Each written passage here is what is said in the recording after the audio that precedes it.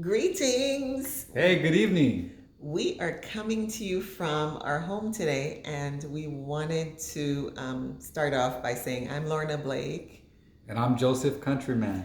and we are Yang Gang, right? hmm You're not so sure? No, it's true. I mean, We I are wouldn't so. normally say anything gang, but But for Yang Gang is different. Yang Gang is it. Yeah. I am attracted to the humanity first policy, and for Joe, his interest, what interested you was the Well, definitely humanity first, and also a lot of different policies that we need to change here in the U.S. to honor all of our people who live here and have a better experience for everybody.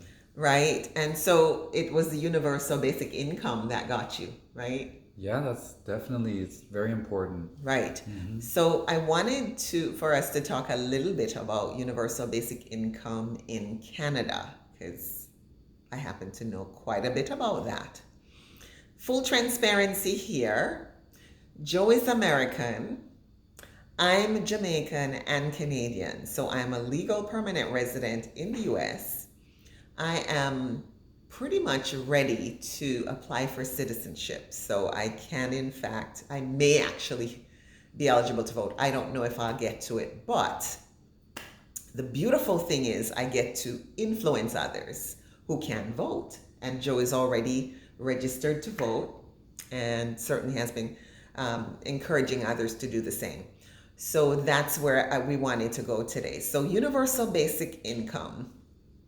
Did you know that in Canada there are two existing universal basic income in Canada? That's amazing.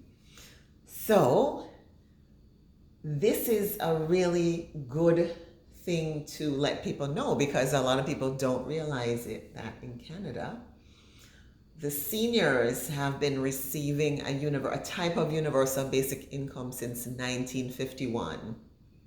Now, I have a degree in social work, and you also studied social work in Canada. Mhm.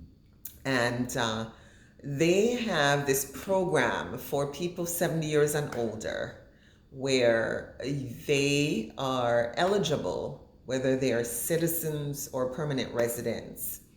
They receive this. It is regardless of assets or income, and it's been in existence since 1951. So you're talking 68 years. So that's something remarkable Mhm. and noteworthy. So it's a little different than the system here. I don't know exactly how it's set up in the US. Well, we have Medicare, but I've worked in the Medicare world, and it's very expensive in this country to retire, especially when elders get to the point where they require medical support.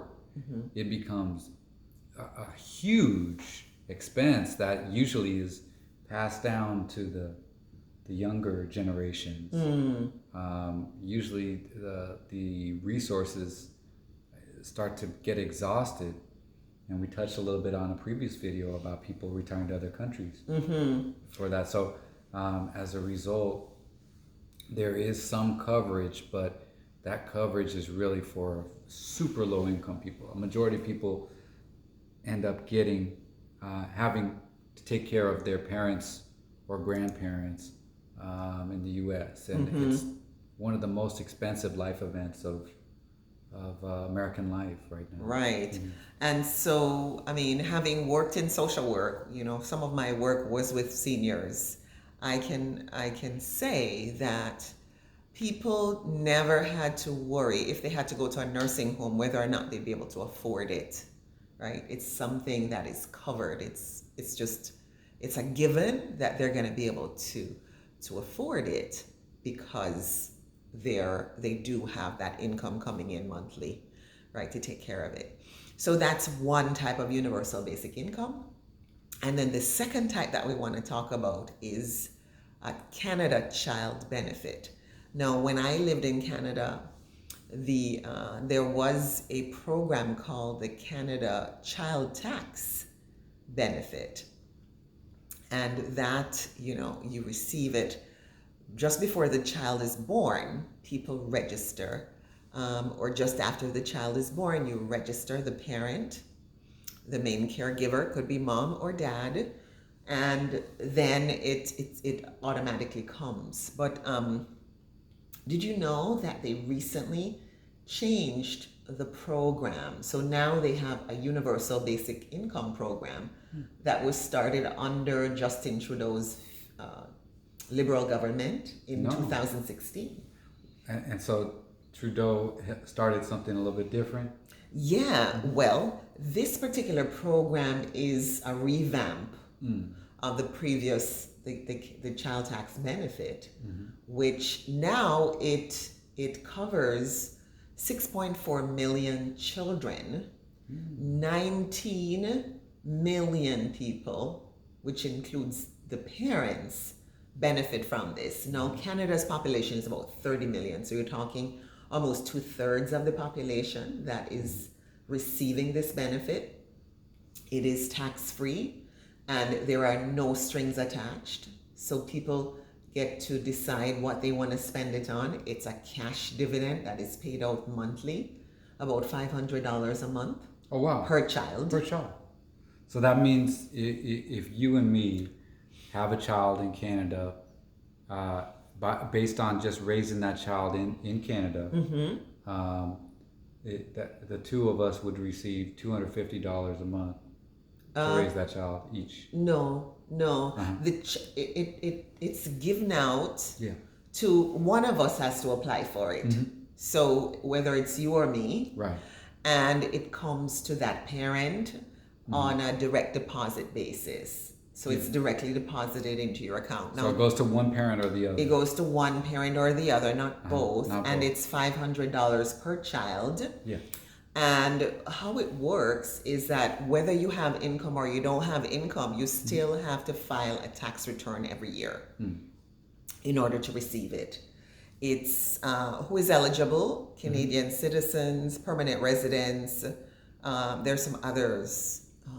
I think if people have lived in Canada for 18 months or so, As permanent and they're residents. as permanent residents, or something of that. I'm trying to remember the details, but anyway, you know then that this is something that is unconditional basic income, because it comes every month, and it's a cash dividend.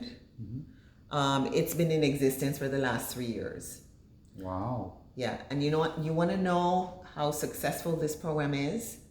The statistics show that it doesn't just help to combat child poverty, but it also adds $46 billion every year Wow. to That's the wonderful. GDP. Isn't it? So over the last 3 years, $138 billion has been added to the GDP as a result of this. And for every dollar spent, it produces an additional $4 in GDP.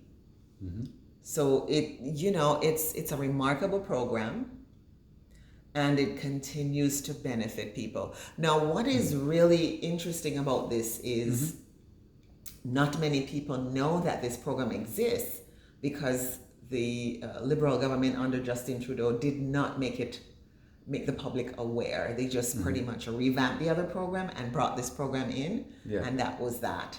Yeah. So all this time, people are saying that Canada just revamped their universal basic income program in Ontario. Right. But what they don't know is that program is actually a provincial program, kind of like a state program, Right. that was a pilot in Ontario.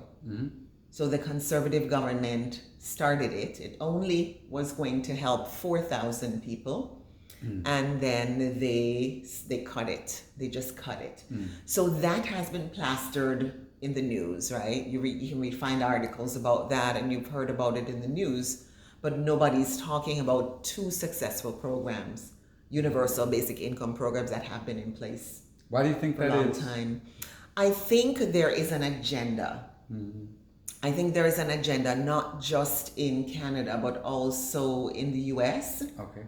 where people are, the the powers that be, those that have influence or actually are owners of media, would prefer to spread the news that these programs are not successful or they don't exist. Mm-hmm. And as a result, even though they're there, people are not being given that information. Yeah, because if you think about it, you know, if you have a financially empowered population, they don't need credit card loans. That's it. Exactly. I mean, they might use credit in a strategic way, but they won't need it for survival. True. And here's the other piece that I think is key. Mm-hmm.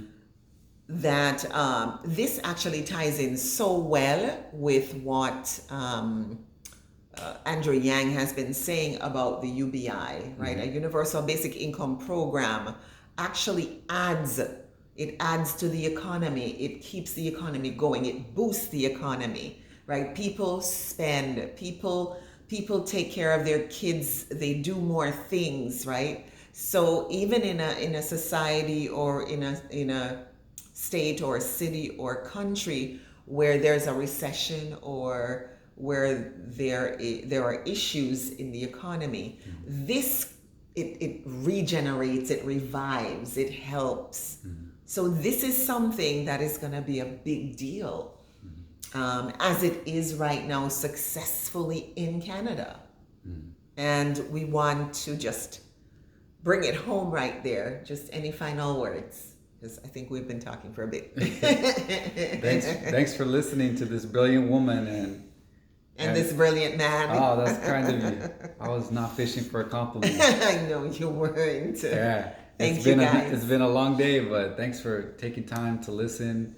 And wherever you are, we just lift you up and encourage you. And yes, I hope you have an even better day today than it was yesterday. And then tomorrow, guess what happened when you wake up? It's gonna be even better.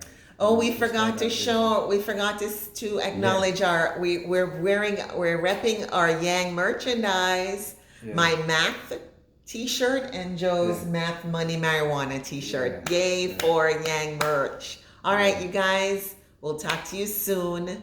I'll see you on the next video. Thanks for watching. Bye for now. Have a wonderful evening. Take care.